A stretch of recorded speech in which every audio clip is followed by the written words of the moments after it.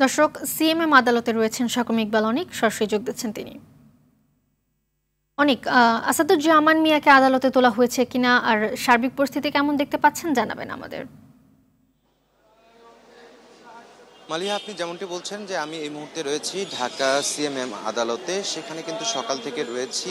এইখানে কিন্তু গতকাল আপনি যেমনটি বলছিলেন যে গতকাল রাতে কিন্তু ডিএমপির সাবেক কমিশনার আসাদুজ্জামান মিয়াকে কিন্তু মহাখালী ফ্লাইওভারের কাছ থেকে র্যাব গ্রেপ্তার করেছে। খিলগাঁও থানার সাবেক ছাত্রদল নেতা জনি হত্যা মামলায় তাকে কিন্তু গ্রেপ্তার করা হয়েছে এবং তাকে কিন্তু আজকে আদালতে নেওয়া হয়েছে। কিন্তু কখন তাকে আদালতে তোলা হবে এ বিষয়ে কিন্তু এখন পর্যন্ত আমরা জানতে পারিনি। যে জানতে পারলে আপনার মাধ্যমে পরবর্তীতে জানাবো।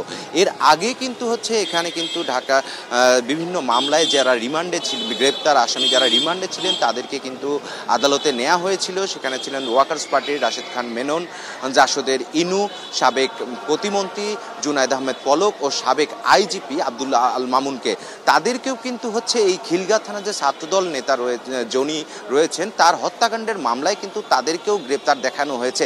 সেই সাথে কিন্তু আরও বেশ কয়েকটি মামলায় তাদেরকে গ্রেপ্তার দেখানো হয়েছে এবং তাদেরকে আদালতে তুলে তাদের রিমান্ড আবেদন বা জামিন আবেদন করলে তাদেরকে জামিন না দিয়ে আদালত কিন্তু তাদেরকে কারাগারে প্রেরণ করেন। এবং এরপরে কিন্তু যে ঢাকা জেলার অতিরিক্ত পুলিশ সুপার আবদুল্লাহ হিল কাফি তার যে একটি মামলায় সে রিমান্ডে ছিলেন, তার রিমান্ড শেষ হলে তাকে আজকে আদালতে প্রেরণ করা হয়। সাভারের যে হত্যা মামলা রয়েছে সেই হত্যা মামলায় তাকে গ্রেপ্তার দেখিয়ে কিন্তু আজকে রিমান্ড আবেদন করলে আইনজীবীরা 7 দিনের রিমান্ড আবেদন করেন। তারপর প্রেক্ষিতে কিন্তু আদালত তাকে 4 দিনের রিমান্ড মঞ্জুর করেন এবং তাদের এই হত্যাকাণ্ড বা এই যে হামলাগুলো ঘটেছিল এতে কারা ইন্ধন দিয়েছেন, কারা জড়িত আছেন এর পেছনে বা তারা প্রত্যক্ষ মদতে এই কাজগুলো করেছেন কিনা এই বিষয়গুলো রিমান্ডে জিজ্ঞাসাবাদ করা হবে।